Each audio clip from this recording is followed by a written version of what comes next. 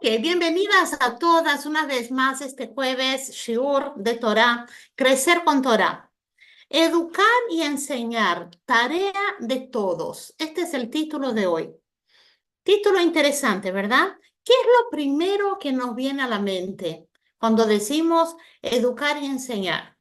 Entonces, me parece que lo primero que nos viene a la mente es educar a los hijos, ¿verdad? O enseñar un profesor, digamos, sería una mamá, un papá, o si no, un profesor, una maestra que enseña a sus alumnos, ¿sí? Pero, ¿y qué pasa de la persona que no tiene hijos? Hay gente que no tiene hijos. Hay gente que no es profesora, ni tiene hijos, ni es profesora. ¿Y qué pasa si tienes hijos, pero ya son adultos? Y sigue la tarea. Buena pregunta, ¿no? ¿Y qué pasa si quiero educar a mis nietos? ¿Es aceptable? Uy, acá tenemos muchas preguntas. También podemos tomarlo como a nivel personal, educarme a mí mismo, ¿no? Y enseñar a mí mismo, también puede ser. Otra pregunta, ¿tiene fecha de vencimiento? ¿Hasta qué edad se le educa a un hijo? ¿Hasta qué edad sería, no? ¿Será que llega un momento que uno dice, bueno, ya está, ya que vaya solo por la vida, ¿no? Entonces, el Rebbe muchas veces ha dicho que quien sabe un Aleph enseña un Aleph. Esta es una frase muy conocida. ¿Sabes algo? Enseñas algo. Entonces, el título ya dice, es una tarea para todos. Hoy vamos a explorar el tema de varios ángulos y, por supuesto, fundamentados todo con la Torá. Empecemos con el título, Educar y enseñar. Esto es Jinuj, la educación. Estamos hablando de información y de formación. Entonces vamos a ver del diccionario. Vamos a empezar a ir a poquito del diccionario que dice. Enseñar, ¿qué significa enseñar? Enseñar se enfoca en transmitir conocimientos, habilidades y valores específicos. Esto es enseñar. Educar ya es otra cosa.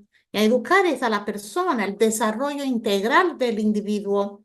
Se centra en la formación de la personalidad, la autonomía, la capacidad de aprender a aprender. Entonces, acá tenemos las dos cosas, enseñar y educar, y las dos son importantes.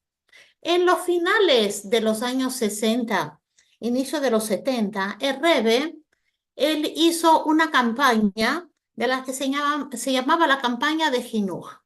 Y es muy interesante, quiere decir educación judaica, es muy interesante eso, porque el Rebbe eligió 10 cosas para hacer campaña y una de ellas fue educación.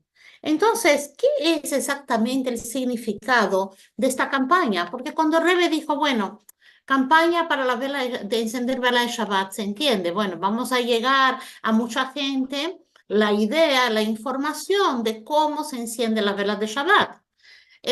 Campaña de tefilín. Bueno, vamos a llegar a muchos hombres y enseñarles cómo poner tefilín.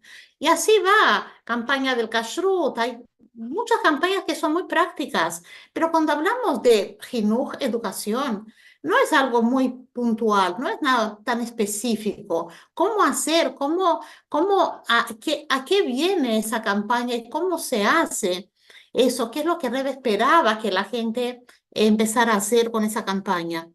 Entonces, también hay otro punto. Parecería que no es para todos, ¿no? Porque educar, bueno, educar si tenés hijos, si tenés alumnos, pero ¿y si no? Entonces, y mismo si tenés hijos, ¿por cuántos años es eso? ¿Por unos 20 años y después?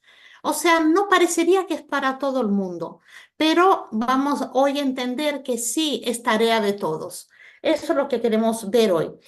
Muy bien, vamos entonces a empezar con las fuentes. La fuente de la Torá. En el libro de Barim hay dos parshiot, una parashá Re y la parashá Vait Hanan, donde Moshe Rabbeinu, Moshe el líder, habló al pueblo sobre educación. ¿Qué es lo que dijo? Dijo, Veshinanta levaneja vedibarta bam. Eso leemos en el Shema todos los días. Enseñarás, ¿qué vas a enseñar? Las palabras que dijo Dios, ¿no? Enseñarás a fondo a tus hijos y hablarás de ellas. Está claro que es a tus hijos, ¿no? Parecería claro, porque la verdad está escrito, enseñarás a tus hijos. Entonces, Rambam dice lo siguiente, que eso se refiere a los hijos para que ellos sepan las mitzvot, pero enseñarles de una forma profunda, de una forma con entusiasmo, de una forma con motivación, no solo enseñarles, pero que estén motivados para hacerlo. Ahora, algo interesante y sorprendente que explica Rashi. Rashi es el comentarista más simple de la Torá, que enseña como para un niño chico que tiene alguna duda, Rashi lo aclara. ¿Y qué dice Rashi? Dice así, que cuando dice hijos, no es hijos, es estudiantes. Entonces también podríamos preguntar, más adelante vamos a responder, ¿y por qué utiliza el lenguaje hijos? Decía estudiantes, ¿verdad? Pero utiliza por algún motivo que ya lo vamos a ver. Entonces Rashi dice que cuando leemos hijos es estudiantes. De hecho, a veces los hijos son estudiantes, pero no siempre los estudiantes son tus hijos, ¿verdad? Entonces, dice que esa es la explicación literal. Rashi dice, cuando leas hijos es estudiantes. Ejemplos. Trae varios ejemplos y vamos a nombrar acá solo un par. Uno de ellos es que dice así, que Eliyahu Anabí, cuando enseña a un grupo de jóvenes profetas, él los llama Benei Anevim, que son los hijos de los profetas, como que son sus hijos. Él los llama a sus alumnos como hijos. Más adelante, la Torá dice lo siguiente, ¿verdad? No adelante, más para atrás, ¿no? Dice así, estos son los hijos de Moshe y Aarón. Interesante que trae los hijos de Aarón. Dice, estos son los hijos de Moshe y Aarón, ¿ok? Pero cuando va a nombrar los hijos, solamente nombra los hijos de Aarón. ¿Y qué pasa con los hijos de Moshe? Y también, ¿por qué nombra a los hijos de Aarón si no eran hijos de Moshe? Eran hijos solo de Aarón.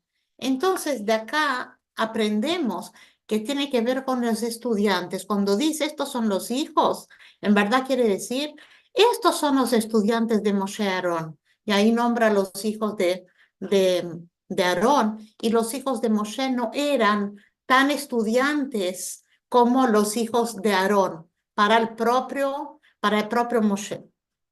Entonces, más todavía, la palabra talmid, que quiere decir alumno, no se menciona ninguna vez en el Tanaj. Esa palabra, todo el Tanaj, no hay ni una vez que se menciona talmid. Solamente en verdad una sola vez en el libro de Divrei Hayamim, las crónicas, donde se menciona la palabra talmid, pero no con el significado que conocemos, con otro significado. ¿Qué viene? ¿Por qué lo menciona? Está hablando de un sorteo que se hacía entre los Kohanim y donde decía, bueno, puede aparecer el que sabe y el que no sabe todavía. Y cuando se sortee, el que cae, cae. Si cae el que no sabe, sube el que no sabe. Cuando habla del que no sabe tanto, el que no tiene tanto conocimiento, se le nombra a esta persona Talmid. No se le nombra a la estudiante, que cuando nosotros decimos en español, ¿qué es un estudiante? Es aquel que tiene un profesor, ¿verdad? Él va y aprende. Estudiante estudia con alguien, ¿no? Pero acá la palabra estudiante se refiere a aquel que no sabe todavía. Solamente eso, no está vinculado con profesor. Entonces trae la palabra talmid, pero no con ese vínculo profesor y alumno. Entonces, de aquí vemos que el concepto educar, enseñar, no se aplica solo a hijos, hijos biológicos, hijos mismos, ¿no? Se aplica también a cada persona que puede ser tu alumno, cada persona que vos enseñás, teniendo o no un hijo a esta persona. Rashi pregunta, ¿por qué la terminología hijos? Ya que vamos a hablar de alumnos, hablar directamente a alumno, ¿para qué tener que decir una cosa y que después hay que explicar que no es esa cosa, que es otra cosa? Decide una vez que es un alumno, ¿verdad? ¿Por qué utiliza la palabra hijos? Porque hay algo muy importante que caracteriza un padre con un hijo. ¿Qué es eso que le caracteriza? Es que el padre no va a poner horario para los hijos, no le va, si un hijo tiene un problema, una cuestión, el padre no le importa que es feriado, va a hablar con él, ¿verdad? No importa si es tarde, bueno, capaz si no es algo tan importante, le puede combinar de hablamos mañana, perfecto, pero el hijo es algo que le importa sumamente a un padre. Entonces, está más allá que la idea de un profesor, que el profesor podría ser una persona que está, digamos, en un cierto horario para un cierto tema, ya el padre está para todo. Cualquier cosa, el padre o la mamá, que son padres conscientes digamos, la naturaleza de un padre es esa, que estar ahí para el hijo cuando él necesita, ¿no? Entonces, cuando habla de la palabra, enseñarás a tus hijos y nosotros decimos son alumnos, ¿por qué Rashi trae eso que es alumno? Para que ese saber que el alumno tiene que ser considerado como un hijo. Entonces, cuando el alumno también tiene una cuestión, tiene una problemática, una cosa, no solamente académica, no solo que no entendió la lección, pero más allá, algo que le molesta, que está angustiado, que no puede dormir, que no puede estudiar, que no lo entiende, que está frustrado, es considerarlo como si fuera tu hijo, porque esto no es un problema de él. Como decir, bueno, vos anda, busca un médico, hace cualquier cosa, habla con tus padres. No, ese profesor tiene que comportarse también como un padre con él. ¿Cómo harías si fuera tu hijo? ¿Le mandarías así nomás y te desvincularías o estarías pendiente y preocupado, importándose de cómo está ese hijo, ¿no? Entonces, el enseñar Torah, entonces, en la verdad, es un tema de la vida, es una actitud, no es una cosa restricta a un cierto lugar, a un cierto momento, pero es una cosa que está con nosotros, debería estar con nosotros diariamente, es una forma de vivir, es una actitud.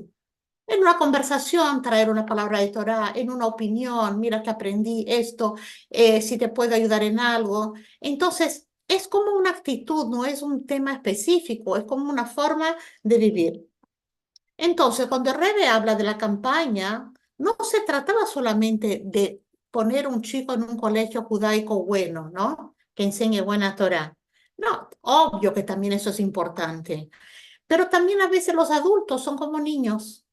¿En qué sentido? Que a veces el conocimiento de ciertos adultos, de muchos de nosotros, estamos en el nivel de niños que no sabemos tanto. Entonces es lo mismo para nosotros. Somos también estudiantes así como los niños. Entonces esa campaña queda claro que la responsabilidad es de todos, ¿sí? Es la tarea de educar, de enseñar, porque todos en verdad podemos ser profesores. La persona que no conoce todo el Aleph Bet, entonces solo conoce la letra Aleph, ella no necesita aprender todo, ella puede, ya sabe el Aleph, enseña a otra persona el Aleph. Ahora, eso no se trata solo del idioma hebreo. Ah, yo sé un Aleph, le enseño para el idioma hebreo. No, acá hay una enseñanza más profunda. Es el Aleph del judaísmo. Quiere decir las cuestiones básicas, los fundamentos del judaísmo. Quiere decir que, por ejemplo, a la mañana nos levantamos y decimos el Modeaní, agradecemos por estar vivos, sanos. Decimos el Shema durante el día, a la noche, antes de dormir. Nosotros decimos una brajá antes de comer. Nosotros hacemos las mitzvot. Bueno, esas son cosas básicas. Si vos sabes solamente lo básico, solo sabes el Aleph, enseña el Aleph. Ah, no sabes todas las cuestiones básicas, pero algunas sabes. Esas algunas puedes enseñar en algún momento. Entonces no se trata solo de lo académico del idioma, pero se trata de las cuestiones fundamentales del judaísmo. Hablando un poquito de Hasidut, Hasidut pregunta mucho, a veces hemos preguntado, ¿por qué Dios hizo el mundo, no? ¿Por qué? La respuesta, porque quería tener una morada en este mundo. Ya lo sabemos de, de mil veces que ya lo repetimos, ¿no? Entonces, ¿por qué Dios no hizo un mundo donde fuera lleno de ángeles o que el ser humano ya fuera tan bueno y que listo, ya tiene una morada en este mundo. ¿Por qué hacer el mundo de esta manera tan difícil? ¿Por qué? Porque Dios quiere que sea la elección del hombre, que la persona llegue a elegir y que sea una conquista de la persona. Y de esa forma se transforma en socio con Dios. Es generar esa sociedad.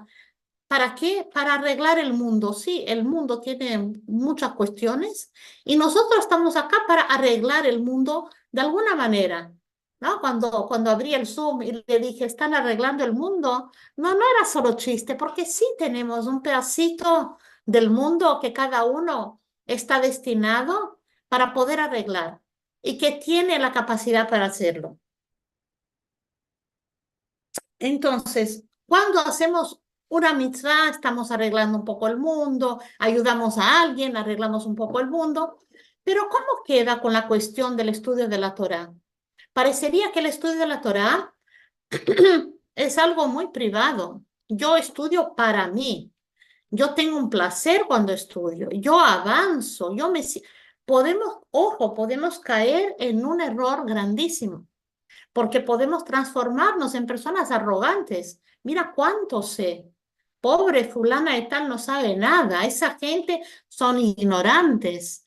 Y yo empiezo a aprender y levantarme como mi ego muy grande por causa de ese estudio de Torah que adquirí. Entonces estamos haciendo justo lo contrario de lo que se suponía que ocurriera cuando estudiaras Torah, ¿verdad? Entonces, ¿cómo trascendes? ¿Cómo puedes ir más allá de tu crecimiento personal? La respuesta es Veshinanta Levaneja, ¿no? Cuando vos vas a transmitir a otro, cuando la Torah que estudiaste transmitís un poquito, algo que sabes, le transmitís a otro. Entonces, de esa forma, tu Torah, tu judaísmo no es tan egoísta. Cierto que está bueno para uno, pero también Dios quiere que seas socio en esa reparación del mundo. Entonces, transmitir un poco de Torah a otro en la medida de lo que puedas, también eso hace parte de la sociedad con Dios. Entonces, esto es la campaña de Jinuj que hizo el Rebbe. ¿Cómo puede ser hecho esto? Por ejemplo, invitando a una persona para un Kabbalat Shabbat, siempre va a haber una palabra de Torah, regalando un libro, invitando para una clase de Torah, un Zoom, una clase presencial, hablando con alguien, con alguna persona para que considere poner sus hijos en un colegio donde se estudia Torah, teniendo una conversación en donde compartís lo que aprendiste de Torah. Tantas maneras, siendo un ejemplo, tantas maneras que podés hacer. Vamos ahora a ir a cuestiones más puntuales. ¿Hasta qué edad debes enseñar o educar a un hijo? ¿Tiene fecha de vencimiento? Está muy buena la pregunta, ¿no? La respuesta lo vamos a ver en la lectura de la Torá de Rosh Hashanah. Increíble, increíble cómo las cosas se van a unir ahora. Prepárense porque está espectacular esto. En Rosh Hashanah tenemos dos lecturas, el primer día y el segundo día de Rosh Hashanah se lee la Torah. Primer día se habla sobre el nacimiento de Isaac y sus primeros años. El segundo día habla de la prueba de Abraham y la Keidá. O sea, estamos hablando así, que en los 2 días de Rosh Hashanah vamos a hablar de Abraham y su hijo Isaac. Pero el primer día se habla sobre el nacimiento y sus primeros años, y el segundo habla sobre la prueba que Dios le dice, ofrece tu hijo. Hasta ahí todo bien, ¿verdad? Entonces vamos a entender ahora qué pasa en el primer día. Primer día habla de la crianza de Isaac junto a su medio hermano Ismael, porque si se recuerdan que Ismael era hijo de Abraham, pero de Agar, una mamá que se llamaba Agar. Y Isaac era hijo de Sara con Abraham. Ellos eran medio hermanos. Y ellos empezaron conviviendo juntos como medio hermanos, ¿sí? Y como Sara cuidaba mucho la educación de Isaac, ella vio que no había una buena influencia para su hijo, para para Isaac estar cerca de Ismael, porque Ismael se burlaba de la fe, de los principios de su hermano, él hacía idolatría, hacía actos inmorales. Entonces, Sara decidió que eso no estaba bien y le dijo a Abraham, saca a Ismael y a Agar de esta casa. Y dice la Torá, como lo vamos a leer en Rosh Hashanah, ese asunto afligió enormemente a Abraham, porque era su hijo. ¿Cómo va a sacar a su hijo de la casa? Él no sabía lo que hacer. Entonces, Dios dijo, escucha lo que te dice Sara. Y él, contra su voluntad interior, le despidió a Agar y a Ismael de la casa. Y se perdieron en el desierto de Beersheba. Ismael creció en el desierto y se volvió un arquero. Después se casó con una egipcia y habitó en el desierto de Parán. Esta es la lectura, digamos, del primer día de Rosh Hashanah. Ahora vemos el segundo día de Rosh Hashanah. Habla de los detalles de la prueba, de la Keidá. Cuando Dios le dice, trae a tu hijo y ofrécemelo. Era una prueba, porque al final de cuentas, él fue perdonado, o sea, no hubo nada. Era solo para saber si Abraham lo haría. Dice la Torá, Abraham se levantó temprano a la mañana. Escuchen eso, que está muy espectacular. Se levantó temprano a la mañana, ensilló su asno, tomó sus dos hombres jóvenes con él, además de su hijo Isaac. Rashi pregunta, ¿quiénes son esos dos hombres jóvenes? Porque él se fue con su hijo para hacer la ofrenda, pero además trajo dos jóvenes. ¿Quiénes son esos dos? Dice Rashi, Ismael y Eliezer. Ismael, el hijo que estaba perdido por ahí, ¿no? Y Eliezer, que era su sirviente. Y está escrito, dice Rashi, la palabra sus dos hombres jóvenes, refiriéndose que eran más especiales. ¿Por qué? Abraham tenía muchos sirvientes, pero esos dos eran más cercanos, eran dos personas más cercanas a él, Eliezer y Ismael, su propio hijo, Ismael. Ocurre que en la Keidá, en ese momento, Isaac tenía 37 años. Ismael había estado lejos de Abraham mínimo, hay varias opiniones, pero mínimo 24 años, donde todo ese tiempo él estuvo en el desierto, vagando por el desierto hasta que quedó en Parán, en el desierto, se instaló ahí. En ningún momento menciona la Torá que él volvió al hogar. Ismael no volvió a la casa de Abraham. Entonces, si es así, ¿cómo es que de repente, ¿de dónde aparece Ismael ahora acompañando al papá? Sí, chao, ya se fue. ¿Cómo aparece Ismael acá? Entonces, dice que Abraham tuvo tiempo desde que Dios le dijo, hace eso, a llamar a Ismael que le acompañe. ¿Y cómo le encontró? ¿Y cómo él decidió ir? ¿Y qué es esa proximidad? Y la respuesta es la siguiente. Abraham siguió manteniendo contacto con Ismael. Sí, Ismael ya no vivía en la misma casa, pero él no perdió contacto con su hijo, no importa su hijo en qué situación estaba. Si el hijo estaba perdido, si estaba con cualquier práctica de idolatría, lo que era su hijo. Él no perdió contacto con él todo ese tiempo. Porque, ¿qué hubiese pasado? Se hubiese transformado en un salvaje, ¿no? Y aunque no volvió a la casa, él se encontraba regularmente con su hijo. Le iba a visitar, charlaban, conversaban, dice la Torá. Hablaba con su hijo sobre lo que es el bien y el mal. Trataba siempre de tener una buena influencia y podía hablar porque tenían abierto el canal de comunicación. Abraham no le criticaba y le tiraba abajo a su hijo porque esto hubiese sido el final. Abraham entendía que hay que tener una buena comunicación con el hijo. Y aunque no está en su casa y lleva trabajo, ir hasta donde está, lo hizo por todos esos años. Porque la respuesta es que cuando le necesitó y le dijo, quiero que vengas conmigo, él estaba dispuesto porque mi papá es mi amigo. Mi papá está conmigo, yo le acompaño a mi papá, ¿verdad? Y entonces, ¿para qué quería que le trajera? O sea, eso entendemos por qué vino, ¿no? ¿Y para qué le trajo? ¿Cuál era la intención de Abraham de traerle a Ismael en un momento de esos que Dios le está pidiendo que ofrezca a su hijo Isaac? Él pensó así, ahora es una oportunidad que Ismael tiene de ver cómo yo entrego a Hashem, cómo yo hago lo que Dios me pidió. Él pensó que eso podía dejar una fuerte impresión, el ejemplo es mucho más fuerte que todos los discursos y clases que uno pueda dar. El ejemplo es muy fuerte. Entonces yo quiero que él esté conmigo para que él vea ese ejemplo. Y dice, en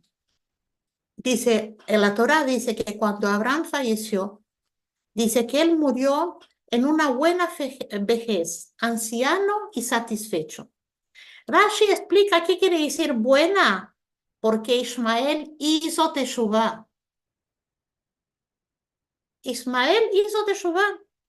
Tal vez eso fue por el resultado del contacto permanente que tuvo con su padre. Y entonces el padre nunca tiró la toalla, nunca lo abandonó. Ese es un mensaje muy actual para nosotros, de nunca dar por vencido, tirar la toalla. A veces es un hijo mismo, otras veces puede ser un sobrino, otras veces puede ser una persona muy cercana. No tirar la toalla, siempre estar en contacto, dejar la comunicación abierta, el ejemplo, aunque no puedas decir exactamente hacer tal cosa, pero solo el ejemplo y estar conectados ya es una gran cosa. Vamos a otra cuestión puntual. Los abuelos. Esta es una buena pregunta.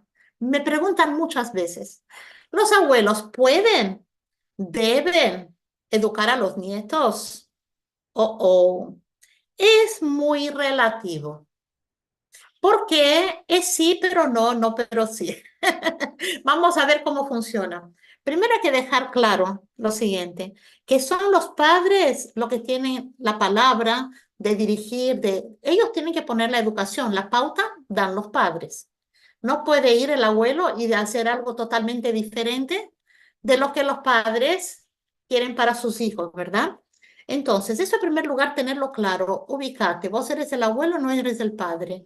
Escuchar, respetar cómo tu hijo y tu nuera, por ejemplo, ¿no? Están educando a ese nieto. Pero no quiere decir que no tengas nada que ver, porque hay un segundo lugar acá. La conexión entre abuelos y nietos es una de las más hermosas y las más fuertes que hay. Un vínculo entre abuelos y nietos es un vínculo muy fuerte y pueden pasar cosas increíbles acá de diferentes maneras, ¿no? Entonces es el abuelo y el nieto o la nieta que conversan, que aprenden, que charlan, ¿sí? Que comparten cosas juntas, ¿sí? De una forma no impositiva, pero de una forma más, ¿cómo se dice? Más llevadera, ¿no? Por ejemplo, uno pensaría, tenés nietos chicos, hay diferentes, digamos, edades, ¿no? Si uno puede leerles cuentos de Torah, esto todo depende cuánto los padres aceptan, les gusta o no les molesta, por lo menos, ¿no? Entonces, si uno puede hacer algo más, ¿por qué no? Y uno puede leer libros donde hay moral, ¿no? Moral y ética, cosas de explicar, por ejemplo, alguien que ayuda al amiguito, que se golpeó, son cosas muy buenas que a veces los padres no tienen tiempo o están muy apurados para sentarse y contar ese cuento de esta manera. Algunos padres lo logran, otros a veces están muy ocupados. Y ahí está el abuelo o la abuela que puede hacer ese papel y los chicos adoran eso, ¿no? ¿Puedo enseñarles cosas de Torah a mis nietos? Como dije, todo depende de cuánto les interesa, de cuánto los padres no se molestan, a veces les gusta. Y si no, uno va adaptándose lo que pueda. Si no, puede ser un ejemplo, puedes vos hacer una brajá, está en tu casa, encender las velas, convidarla, quieres encender conmigo. y ya, no de una forma impositiva, pero de una forma tranquila, ¿no? Respetuosa. Cuando sean más grandes, serán grandes amigos de los abuelos, las abuelas, y donde van a poder tener conversaciones libres, donde ellos van a poder dar su opinión y vos también puedes decir todo el conocimiento y experiencia que tenés. Si sabes decirlo de una forma no impositiva, se va a generar un vínculo muy bueno y de que aprendan, porque tienen mucho para aprender. Esto es, se trata entonces de la parte de los, si los abuelos pueden o deben enseñar a sus nietos, ¿verdad? Ok, no es ni una cosa ni otra, o sea, si, mientras uno pueda, está bueno, pero los límites ponen los padres, ellos son los padres. Ahora vamos a ir terminando, sea, pero con una parte muy buena, que es la esencia del jinuj. ¿Cuál es la esencia de la educación? Pero no solo la enseñanza, pero la educación de ser, de toda la educación judaica o la educación como ser humano. ¿Cuál es la esencia de ella? Y esto, para esto voy a traer un incidente que ocurrió en el año 1981 en un Fabrengen que Rebbe dio por causa de un incidente, un atentado que le hicieron al presidente Ronald Reagan, presidente de Estados Unidos, un atentado de asesinato que gracias a Dios no se pudo concretizar, pero tenían una buena relación el presidente con el Rebbe. Incluso le mandaba cartas y para el cumpleaños del Rebbe le mandó una carta con bendiciones y eso fue muy cercano a ese incidente. Justamente dice que 4 días después que volvió a la casa el presidente, le escribió una carta a Rebbe porque era el cumpleaños de Rebbe mandándole bendiciones. Bueno, y ayer Rebbe, en el día de su cumpleaños, cuando cumplió 79 años, Rebbe hizo un discurso para los Hasidim donde mencionó lo que pasó. Y aquí es donde vamos a encontrar la esencia de lo que dijimos antes de la educación. ¿Qué tiene que ver con ese incidente? Mucho. Es lo que vamos a ver. Entonces él dice así, algo muy raro, ¿verdad? ¿Cómo puede venir a pasar eso? Que un loco decida así, de buenas a primera, a matar a un presidente. Es algo totalmente sin sentido, no se puede entender, contradice la razón, contradice la sensibilidad, contradice todo y no había motivo, era un loco. Entonces, dice el Rebbe, por mucho tiempo se había conectado el crimen con la pobreza. La gente, hasta hoy, muchos conectan crimen cuando hay mucha pobreza, hay crimen, ¿verdad? ¿Por qué? Porque la persona, la pobreza amarga el espíritu de la persona y la persona se lo lleva eso a la venganza, como que tiene bronca y se venga con el crimen. Dice Rebe, eso contradice totalmente las enseñanzas del Talmud. Talmud dice que justamente es lo opuesto. Hay que de a poco entender cómo puede ser lo opuesto, porque parece que hace mucho sentido lo que dijimos ahora, ¿no? Entonces él explica qué es lo opuesto. ¿Por qué dice así? El Talmud dice, observa los hijos del pobre, porque de ellos la enseñanza de Torah surgirá como nunca, como más que nadie, ¿verdad? Exactamente por causa de su pobreza y esto se puede aplicar al mundo en general. Porque cuando los hijos del pobre reciben una educación correcta, muy correcta, alguien que no tiene muchos, digamos, recursos económicos, pero recibe una buena educación, el hecho que tiene una desventaja económica en relación a sus colegas, eso los motiva para una superación personal mayor que sus colegas que ya tienen todo servido, pero obvio, siempre que tenga una educación correcta. Entonces, vemos en este caso, dice Rebe, la persona que hizo el asesinato, el atentado de asesinar el presidente, no era para nada pobre. Era una persona que fue criado en la riqueza. Su padre nunca le regañó, y aparentemente no se le negó nada a esta persona. El problema de la raíz del crimen no es la pobreza, es la educación, la falta de educación, la falta de formar individuos sanos y con bondad, ¿sí? Y creer en Dios. Ese es el problema. No es si es rico o si es pobre. Puede pasar en cualquier extracto social. Es la educación, es el problema de la criminología. Acá está lo que llaman el liberalismo, que dice que uno no debería interferir en la vida de un hijo, no importa si es chico, adolescente, no hay que interferir, él tiene que elegir, ¿verdad? Que actúe libremente. Y dice la Torá así, un hombre nace como un burro salvaje, así dice la Torá. Y bueno, pero alguien dice, bueno, si Dios le hizo así, entonces no es mi problema tener que cambiarle, ¿verdad? No, justamente es para que estés ahí, para que le ayudes a encaminar sus tendencias, a encaminar todos sus berrinches, sus cosas, a educarle. Eso es educarle. No que él haga lo que le dé la gana, pase por arriba de quien quiera, ¿verdad? Entonces, Herrera continúa diciendo, es cierto que en Estados Unidos la escolaridad es obligatoria, ¿sí? Pero ¿qué es la educación pública?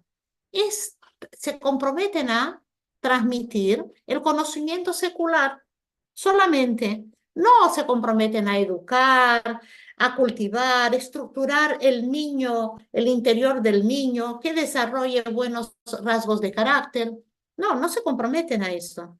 Ellos declaran abiertamente que eso no es una tarea de la escuela. Tarea de la escuela es enseñarles conocimiento, ¿no? No está en el currículo del colegio, pasan por alto todo eso.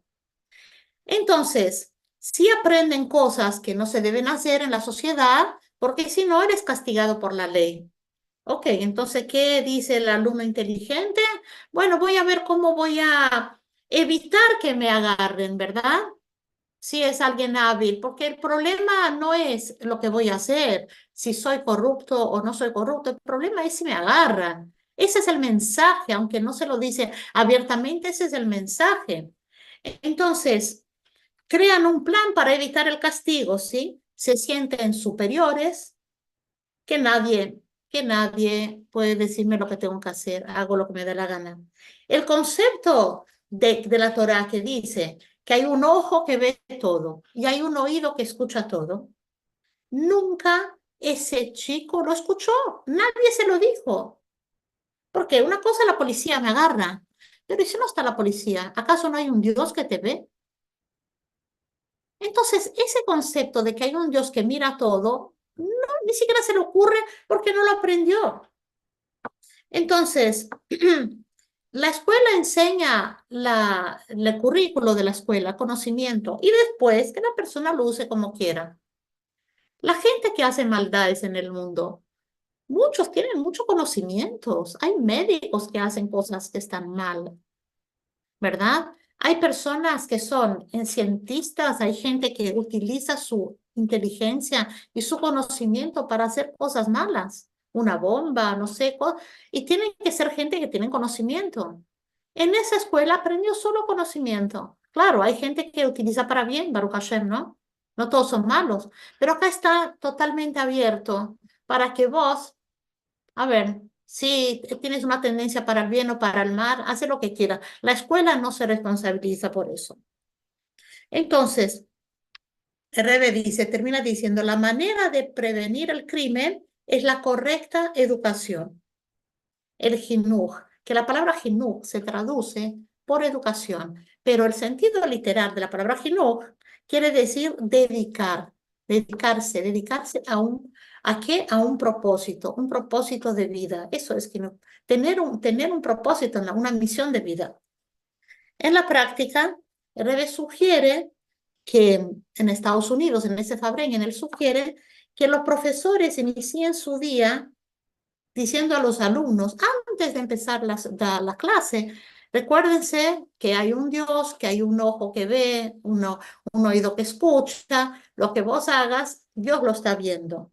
Y no se olviden también que el dólar está escrito in God we trust, ¿verdad? Que nosotros confiamos en Dios. Si confiamos en Dios, creemos que Él existe también, ¿no? Y con esto, dice Rebe, termina diciendo, eso es lo que va a traer paz entre las personas, porque es una paz que no es inventada por el hombre. Tengo paz para la convivencia y cuando no da, no tengo paz, porque no me cierra, entonces prefiero no tener paz con tal de hacer lo que quiera, ¿verdad? No, es una paz que es generada por otro lado, una paz que tiene que ver con creer en un Dios, tiene que ver con las cosas que son buenas y las cosas que son bien, pero no por mi sabiduría, pero porque Dios la dijo. Entonces esa paz es más duradera.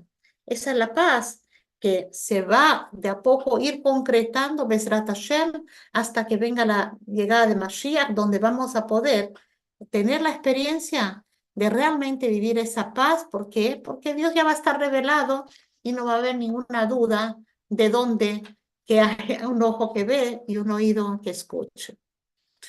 Bueno, Shana Tova Metuká y para todas que sean inscritas y selladas para un año bueno y dulce.